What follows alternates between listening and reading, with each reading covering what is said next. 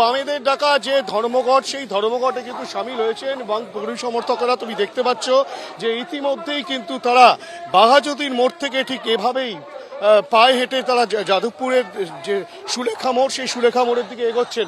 আমরা সরাসরি কথা বলে নেবো এখানে যারা নেতৃত্ব রয়েছেন তাদের সঙ্গে। আপনাদের এই মিছিল মূলত কোথায় যাবে এবং মূলত কি লক্ষ্য?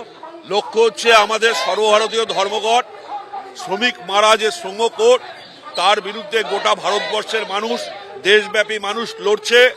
বিজেপি সরকারের মতন পশ্চিমবাংলায় মমতার সরকার, তৃণমূলের সরকার এই ধর্মঘটকে বানচাল করবার জন্য বিভিন্ন জায়গায় থ্রেট দিচ্ছে, পুলিশ দিয়ে ছয়লাভ করে দিচ্ছে, যাতে পশ্চিমবাংলায় এই ধর্মঘট সাফল্য না করতে পারি। কার্যত হচ্ছে শ্রমিক মারার কেন্দ্রীয় সরকারের যে নীতি, সেই নীতিকেই হচ্ছে মমতা সমর্থন করছে। এই কারণেই আমরা যে কথাটা বলছি, তৃণমূল এবং বিজেপি একই সূত্রের দুটো ফুল, এর বাইরে কিছু নয়। যারা কি শুধুই আপনারা র্যালি, অন্য কোনো? হ্যাঁ, আমরা র্যালি করছি, তারপরে আমরা মানুষকে আবেদন করছি, মানুষ নিশ্চিতভাবে ধর্মঘটকে সমর্থন করবে। সফল করতে? হ্যাঁ, নিশ্চয়ই সফল হবে।